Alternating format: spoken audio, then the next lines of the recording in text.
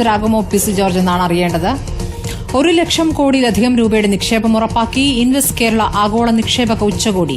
ആരോഗ്യമേഖലയിലടക്കം വമ്പൻ പ്രഖ്യാപനങ്ങളാണ് ഉച്ചകോടിയിലുണ്ടായത്. യുഎയിലെ ഷറഫ് ഗ്രൂപ്പ് 5000 കോടി രൂപയുടെ നിക്ഷേപം പ്രഖ്യാപിച്ചു.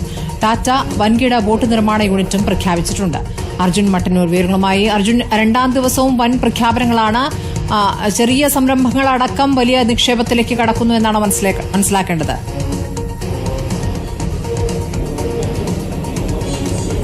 സ്മൃതി, രണ്ടാം ദിവസവും കൂടുതൽ പ്രഖ്യാപനങ്ങൾ ഉണ്ടാകുന്നു.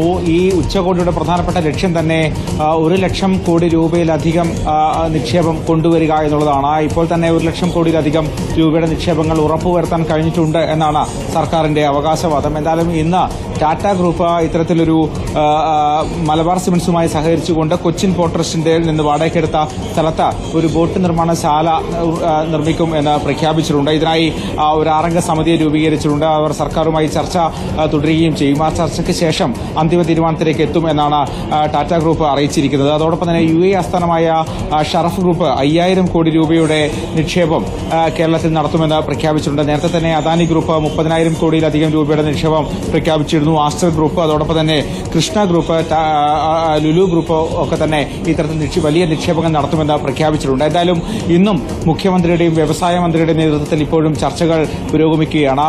ഈ പ്രധാനപ്പെട്ട വ്യവസായികളുമായൊക്കെ തന്നെ ഇത്തരത്തിൽ 1-to-1 ചർച്ചകളടക്കം ഇന്ന് നടത്തുന്നുണ്ട്. ഇപ്പോഴും വിവിധ സെഷനുകൾ പുരോഗമിക്കുകയാണ്. ധനമന്ത്രി കെ.എൻ. ബാലഗോപാൽ, ടൂറിസം മന്ത്രി പി.എ. മുഹമ്മദ് റിയാസ് അടക്കമുള്ളവർ ഇന്ന് ഈ വിവിധ സെഷനുകളിൽ പങ്കെടുക്കുന്നുമുണ്ട്. എന്തായാലും ഉച്ചയ്ക്ക് ശേഷം വ്യവസായ മന്ത്രി ഈ 2 ദിവസത്തെ ഉച്ചകോടിയിൽ ആകെ വന്ന നിക്ഷേപങ്ങളെക്കുറിച്ച് പ്രഖ്യാപനങ്ങൾ നടത്തും. എന്തായാലും നിരവധി കമ്പനികൾ, നിരവധി വ്യക്തികളൊക്കെ തന്നെ നിക്ഷേപം നടത്താൻ തയ്യാറായി വന്നിട്ടുണ്ട്.